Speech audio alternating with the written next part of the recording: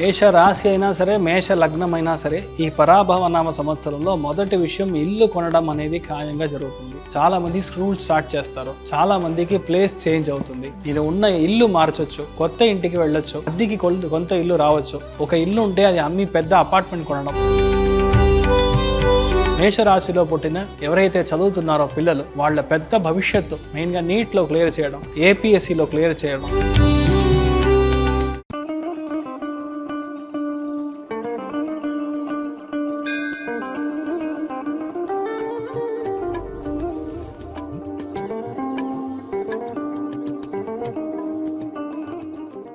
మేషరాశి వాళ్ళకి ఎలా ఉంటుందండి? మేష రాశి అయినా సరే, మేష లగ్నం అయినా సరే, ఈ పరాభవనామ సంవత్సరంలో మొదటి విషయం ఇల్లు కొనడం అనేది ఖాయంగా జరుగుతుంది. చాలామంది స్కూల్ స్టార్ట్ చేస్తారు, చాలా మందికి ప్లేస్ చేంజ్ అవుతుంది. ఉన్న చోటు మారితే మన యొక్క మైండే మారుతుందంట. అందుకని మీరు చోటు మార్చడం అనేది గ్యారంటీగా జరుగుతుంది. నేను ఉన్న ఇల్లు మార్చొచ్చు, కొత్త ఇంటికి వెళ్ళొచ్చు, అద్దెకి కొంత ఇల్లు రావచ్చు. ఒక ఇల్లు ఉంటే అది అమ్మి పెద్ద అపార్ట్మెంట్ కొనడం, ఇలాంటి విషయాలన్నీ జస్ట్ లైక్ దట్ జరుగుతుంది.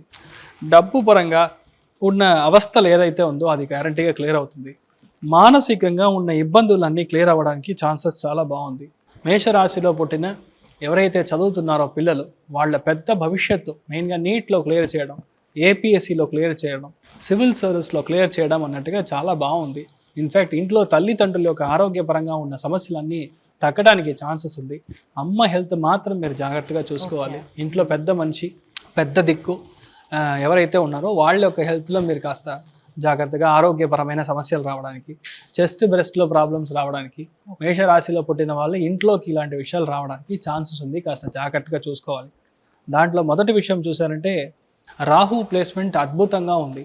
రాహు ప్లేస్మెంట్ అలా ఉంది అంటేనే ఎవరైతే వేరే భాష మాట్లాడతారో, ఎవరైతే వేరే జాతి నుంచి వచ్చారో, లేదంటే వేరే దేశం నుంచి వాళ్ళు వచ్చారో, వాళ్ళ మూలకంగా మీకు చాలా మంచి విషయాలు జరగడం, వాళ్ళ యొక్క సపోర్ట్ అనేది మీకు చాలా ఎక్కువగా మీకు దొరకడం, మీ మనసు మాత్రమే ఉన్న కష్టం అంతా బయటికి రావడం.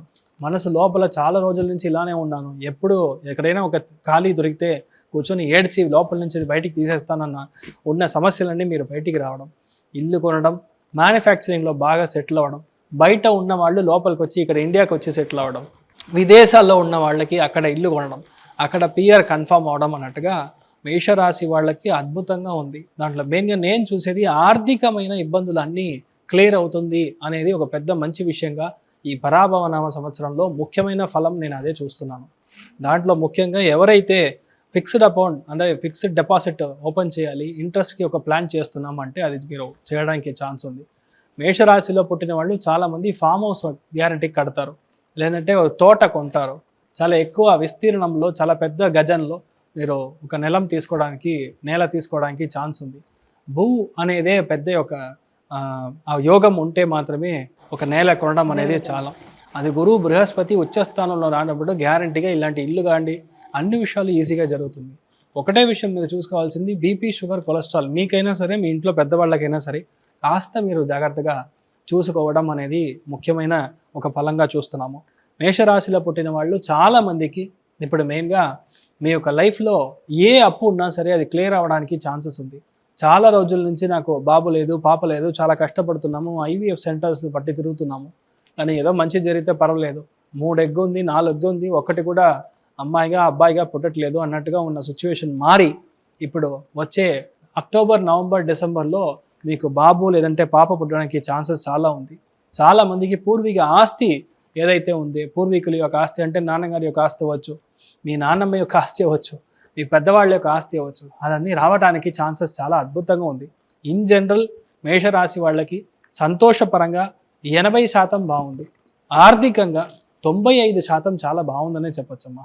సో మేషరాశి వాళ్ళు ఈ పరాభవన సంవత్సరంలో తృప్తిగా ఉండొచ్చు.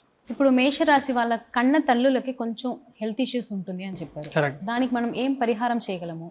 మెయిన్గా చూసారంటే ఆవు నెయ్యతో మీరు ఏదైతే శక్తి పీఠం అని చెప్తాము, అమ్మవారు, ఇప్పుడు కనకదుర్గమ్మ తల్లికైనా సరే, లేదంటే పోలేరమ్మనైనా సరే, లేదు ఏదో ఒక దుర్గాదేవి అయినా సరే, ఆ దేవి రూపంలో ఉన్న స్వామికి మీరు ఆవు నెయ్యితో మన దీపం వెలిగించడం, 9 దీపాలు మీరు కంటిన్యూస్గా మెయిన్గా సోమవారం రోజు పొద్దున 6 to 7 ఈ టైంలో వెలిగించడం అనేది గ్యారంటీగా పెద్ద మార్పిడి నేను చెప్పినట్టు మీ తల్లిదండ్రుల వల్ల మీ యొక్క హెల్త్లో ఆరోగ్యంగా ఉన్న ప్రాబ్లం అంతా సరి అవ్వడానికి ఛాన్సెస్ ఉంది. మీరు బాగుంటారు, ధైర్యంగా ఉండొచ్చు.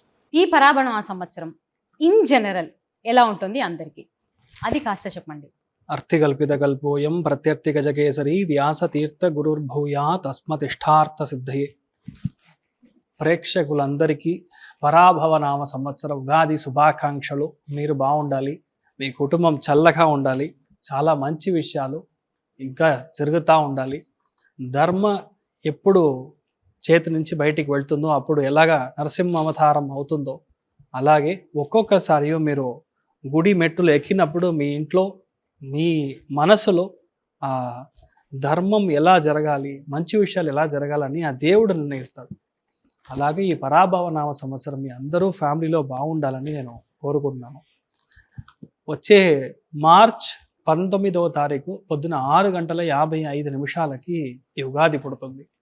పరాభవం అనే పేరు చూస్తే చేతులు కాళ్ళు ఆడట్లేదు, ఎందుకంటే పరాభవం అంటే ఓటమి. It's basically called as humiliation. ఎక్కడికి వెళ్ళినా కొంతమంది మనకి అశ్లీలంగా ప్రవర్తించడం, అంతే మనం ఇప్పుడు రాజకీయంగా చూసుకున్నా సరే మన యావత్ ప్రపంచంలో చూసిన చాలా విషయాలు మనకి వ్యతిరేకంగా ఉండడం, ఇవన్నీ ఈ పరాభవ నామ సంవత్సరాన్ని బేసిక్గా సూచిస్తుంది. బట్ ఇన్ జనరల్ మీరు చెప్పినట్టుగా చాలా విషయాలు మేము చెప్పింది జరిగింది. బేసిక్లీ ఏంటంటే మనకు పేరు తెలియదు అంతే. ఇప్పుడు నేను సూర్యగ్రహణం వీడియో అని చెప్పినట్టు కూడా ఈ ఆడియో వీడియో టేప్స్ బయటికి వస్తుంది అని చెప్పారు, కానీ పేరు ఎప్స్టీన్ ఫైల్స్ అని మనకు తెలియదు. దేవుడు కూడా నాకు అలాంటి విషయాలు ఇన్ఫాక్ట్ అది ఏం పేర్లో రావాలని తెలియదు. అదేలాగే ఎప్పుడు చూసారంటే రవి శని కుజుడు కంజంక్షన్లో వస్తాడో అప్పుడల్లా చూసారా సునామీ లాగా ఒక విషయం, లేదా ఇప్పుడు కరోనా లాగా మళ్ళీ అది రావడం, ఇలాంటి విషయాలు వస్తూనే ఉంటుంది.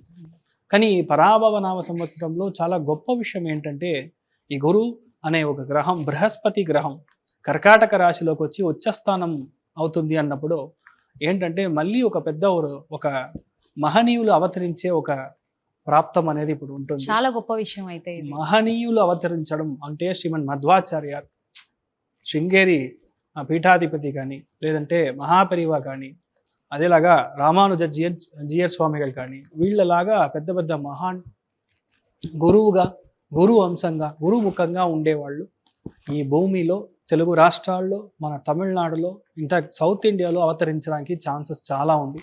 ఎగ్జాక్ట్లీ 24 ఏళ్ళ తర్వాత ఆ మనిషి ఎవరని మనకు కనపడచ్చు. మెయిన్గా ఇప్పుడు చూసారంటే మన పుట్టపర్తి సాయిబాబా మళ్ళీ పుడతారన్నట్టుగా ఒక ఇది, అది కూడా అవ్వడానికి ఛాన్సెస్ యాక్చువల్లీ ఉంది. ఎవరు పుడతారో ఎలా పుడతారో మనకు తెలియదు, కానీ పుట్టే మనిషి, పుట్టే ఆత్మ జస్ట్ లైక్ దట్ సాధారణమైన ఆత్మ కడయాదు. అంటే అలా జస్ట్ లైక్ దట్ మనం చెప్పే ఒక స్థాయిలో మనం లేరు. పుణ్యాత్మ అని మాత్రం గ్యారంటీగా మనం చెప్పొచ్చు. ఇంకొకటి, ఎప్పుడైతే బృహస్పతి వచ్చి గురువు ఉచ్చస్థానంలో కర్కాటక రాశిలోకి ప్రవేశం చేస్తాడో జూన్ నెల నుంచి చూసారంటే చాలామంది ఇంట్లో పెళ్ళిళ్ళు అవ్వడం, చాలామంది ఇండియాకి వచ్చి సెటిల్ అవ్వడం,